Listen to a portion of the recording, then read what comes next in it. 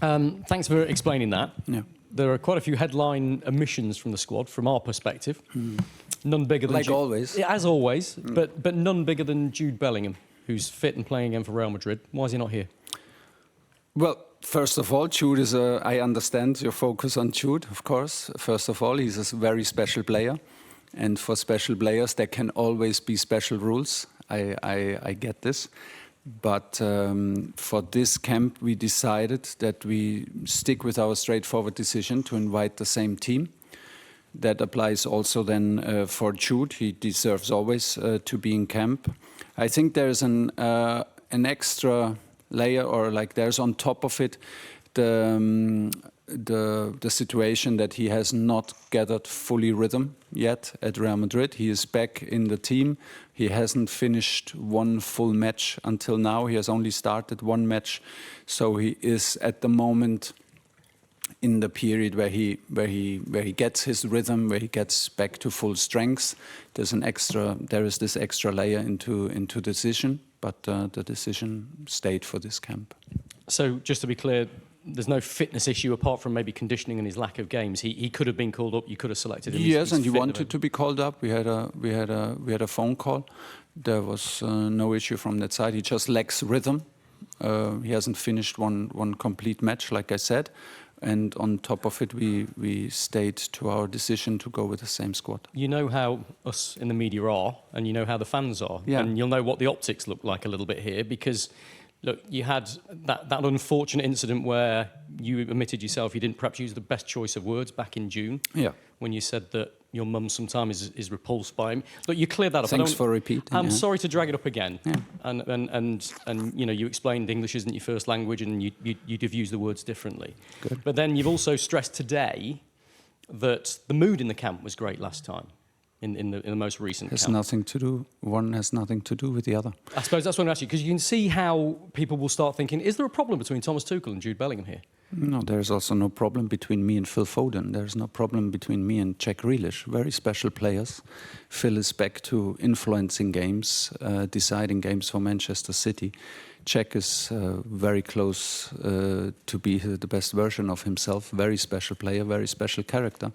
There's no problem at all, and there's no personal problem in a nomination. Thank you. Hi, Thomas. You just touched on it there. Jack Grealish and Phil Foden both getting back to their best form. And you said there's a way back through performance into the squad. What would they have to do to make that step to break back into the squad? Just keep on pushing. Listen, this is not like to... It is a decision for this camp. It was, like I said, it was the best camp in terms of team spirit, in terms of teamwork. This was the best camp so far. So we decided to invite the same group of players to build on, to make more stable what we built on. Jack is in a very good moment. Phil is in a very good moment. Adam Wharton deserves to be with us. Curtis Jones gets his minutes at Liverpool. Trevor Chalobah plays. So there are some players who deserve to be with us. Cole Palmer is injured. A very special player, very special character and player who decides matches and can be special player for us. This will always be like this. I think in any single nomination we will have these cases that can be endlessly discussed and can be decided in any way. But for this camp, we wanted to make it a straightforward decision and stay with the same group because the group deserved to be in camp on the basis what they did last camp. And with Jude Bellingham not being in the squad, you said that he wanted to come. There's probably been a couple of slightly awkward conversations maybe with him. I just wondered how No, they it's not have been. awkward conversation. It's just straightforward conversations. Straightforward conversations. Give your reason, explain your reasons, and then that's that. It's not awkward. You have to. This is necessary to have these conversations. It's part of a job, and the conversations are not awkward. They're straightforward. They're not the nicest ones because it's always nicer to give good news. But it has to be done in person, and we have reasons to decide so, and the players have to accept it. Hi, Thomas. A player who is in the squad, Myles Lewis-Skelly, hasn't started for Arsenal in the Premier League this season, did start in the Champions League this week. But if that situation continues... If that situation continues for the rest of the season, is that a problem for you and him? It's then maybe becomes a problem for him, yeah. To just be a good citizen in camp will not be enough over the course of a year. He was a very good player in camp, a very good teammate in camp. But to just be a good teammate in camp can maybe not be enough to stay the whole year with us. There is, of course, you have to perform on club level on a regular basis. At the moment, in last camp, he got the credit. He got the credit that I was convinced that we have to take care of him and nominate him because we accelerated his career. It was our responsibility to call him in camp first place like last season, at the end of last season. So we stick to this. He was now part of a very successful camp, so he gets the reward for that. But as you remember, he was not part of the 20-man squad in the match in Serbia. Still, his behavior was outstanding, even if he was not part of the squad. His training attitude, his attitude to push and support the guys who were on the pitch was outstanding and on highest level. So, he's maybe one of the players who benefits from this decision to stick with the same squad, but the performance will be also key factor in the next month. You've used a lot. So he benefits also from the proximity of the camps, that it's only 3 weeks ago. You've used a lot of players so far. I mean, some of that's down to injuries, some of that's down to choices. But as we move through the camps and get closer to next summer, will you look to have a more consistent group? And could we run out of time for players like Grealish, like Foden, who haven't been in the squad? Well, we do now. Yeah, we do now. It's a change in our selection. It's the World Cup year. We selected a lot of players, 35, 36 in the first 2 camps. I told you it was a learning from me. We reached a new level. We reached new standards for ourselves in the last camp, in the way we and I think it was clearly visible in the match at Serbia, for our fans and for us, in the way we played and the way we won. And so the question is also, why not to pick the same players? Why not to pick the same squad if they are available? So they have to prove again. They have to prove the point again. The pressure is on the players who want to be in camp, but the pressure is always on the guys who are selected. They set the standards. Now they have to make sure that these standards become more stable, and this is the chance that they have. James. Hi, Thomas. Sort of following on from that, is it important therefore then that sort of all the players know there are no guarantees, that nobody's guaranteed a place in any of your squads? They have to earn it every single time. Yes, 100%. There are no guarantees. Yeah, because I think there've been times in the past where it's felt as though some England players have just got in on reputation. But you're kind of making that clear that's just not going to happen under you. No, you can be like you can have a tough spell in your club, but you can be reselected because what you did with us and for us. This is possible. It can be also the other way around, that it was maybe a tough camp for you, but you're performing outstanding. I think every case stays individual, but. If we say the competition is on, then the competition is on. We cannot say like for 80% of the squad the competition is on, but for 20% it's not on. It's on. It's on. The competition is on. The team did very, very well and deserve to be in camp again. And you've mentioned obviously the importance of team spirit a lot, which must be quite difficult to harness that when you see the players, for a few days, then you don't see them for a while, then you see them again. So how sort of delicate is that team spirit for you? Everyone tells me, and it's my experience so far, that in international football it becomes even more relevant to the team spirit. I believe strongly that it is maybe the most important thing, even also in club football, but for sure in international football.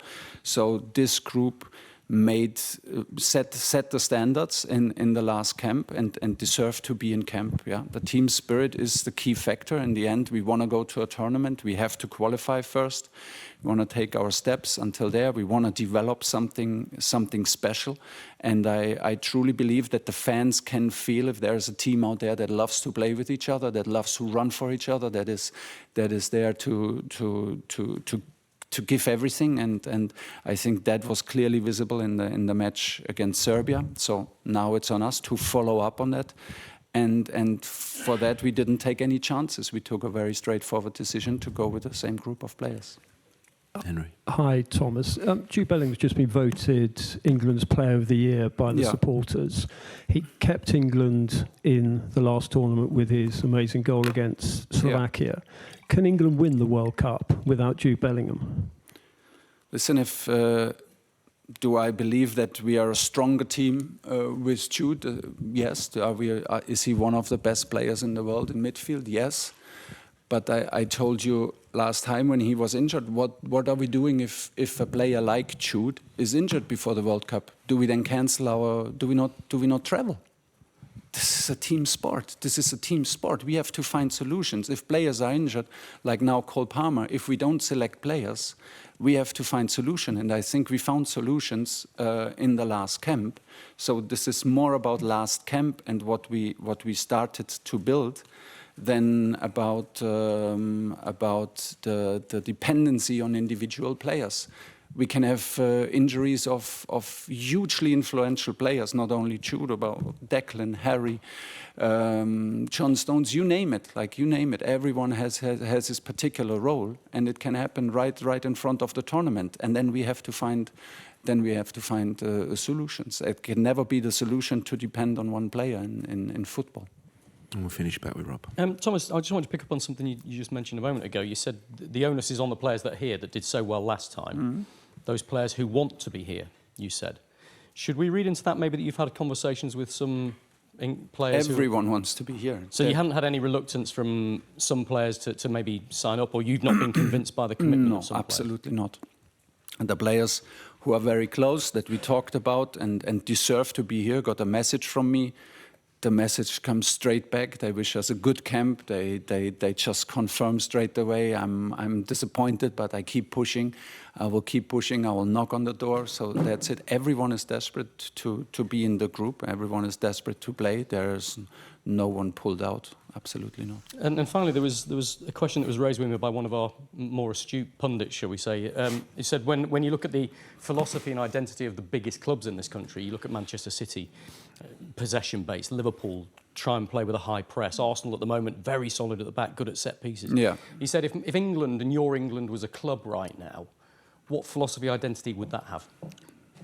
I thought that was a good question. Good question.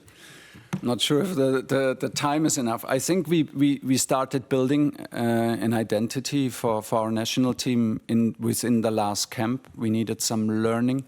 We changed the structure in the first two camps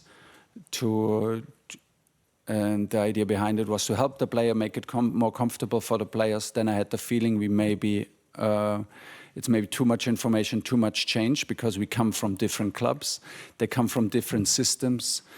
Crystal Palace plays very different to Liverpool, to Manchester City, and to Arsenal, and still they are very successful. So and we have players from Aston Villa. So instead of copying and instead of copying paste, I think we try to find our own principles and our own identity. We were trying this. I think we could see it in Serbia that we were playing a high. I thought we were playing like a Premier League team. We were playing with high intensity. We played a high press in the opponent's half. We played with a high ball speed. We didn't wait for the pressure of the opponent. Ball speed was a big thing for us to increase and to overcome the middle block or the deep block more fluid. So we will build on these principles because we think they're easy to learn. They're simple, easy to understand. And maybe less is more than for us. Club teams, club coaches have much more time to be deep into details and to mold their systems into the detail. It's the nature of international football that different players come from different styles and different clubs. So we try to create something for us that reflects still reflects the fans, the attitude towards the game. So we played a very emotional, we played a very, I think, courageous match and had a very courageous approach, brave approach in Serbia. And the players feel happy about this and feel also like they well represented in this kind of style, and this is what we will keep on going. We have a very complicated, very difficult match against Wales to play here, which is in itself not a friendly. So, and they are very, very well coached team. So there's a next step to go, and then very likely in Latvia we have to break down a deep block again. So we have to be on top of our game and to take the next step. Okay, guys. Sometimes the England manager news conferences can be a little bit boring is not the right word, but there aren't many headlines from it. Well, that was absolute dynamite in comparison. By the way, that last question that Rob Dorset said, one of our esteemed pundits, it was Jay Bothroyd's question. Were you happy with the answer? Yeah, I was, because I think ultimately... I think you stumped him, by the way. I think what he said there, what I took away from it was he believes Serbia was his best performance so far, and the players agree with that. And like he said there, he said the reason why it was so good is because we played with a high press. So I think the answer to my question was we identify ourselves and our DNA is better as a high pressing side. OK. The top story certainly there was, we thought when Bellingham was left out, Thomas Tuchel was going to say, well, he's not really fully fit. He says he's spoken to Bellingham. Bellingham is fully fit. Bellingham wants to play. He just hasn't found that rhythm yet. So it was Tuchel's decision to leave him out. Yeah. How surprised were you with that? Yeah, I was very surprised because when we've looked at other nations, for example, like Sweden with Isak went with the national team. And, you know, it's always good having that quality of player around. I think when Harry Kane was injured, when Tuchel was manager, he came straight back into the squad. And obviously played. To see Bellingham not a part of this squad is very surprising to me. But then when you look at the other players as well, especially like Wharton, Phil Foden, that's even more surprising because there was a few things that he said there that I don't want to pick it apart, but he said if you deserve to be in it, you know, those players deserve to be in it. My question is, if they deserve to be in it and they're fit, they're playing well, they're some of the best players in the world, why they're not in it? And again, he said it when he took over, he said, and like he said there, I don't want players in the squad that are just good for a camp. I want the best players in the squad. But he was talking about Myles Lewis-Skelly there, wasn't he? Yeah. He said... But then we spoke about... He was basically saying he has to play for Arsenal to keep his place. Yeah. And he said you can't just be a good teammate, but he did say that the reason Jordan Henderson was in was because he was good for the squad. Exactly, and I think that obviously he's trying to keep everyone happy, and he's, you know, the players that have come in, of course, they will say, listen, I played really well in that game, why am I not in this squad? I understand that part, but ultimately, England is preparing for the World Cup. That's where he is going to be judged. And the aim is to win it, that's why he was appointed. So, in my opinion, I think if those players are fit that you think are going to be going to the World Cup, they should be in the squad and you should be working with those players.